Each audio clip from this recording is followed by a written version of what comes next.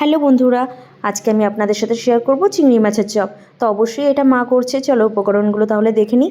দেখতেই পাচ্ছ এখানে নিয়ে নিয়েছি ছোট চিংড়ি মাছ, আর দিয়ে দিচ্ছি 2 চামচ মতো আদা ও লঙ্কা বাটা, আর দিয়ে দিচ্ছি 1 টেবিল চামচ ধনে গুঁড়ো, 1 টেবিল চামচ জিরে গুঁড়ো, দিয়ে দিচ্ছি স্বাদ মতো লবণ, পরিমাণ মতো চিনি, আর সামান্য পরিমাণ হলুদ।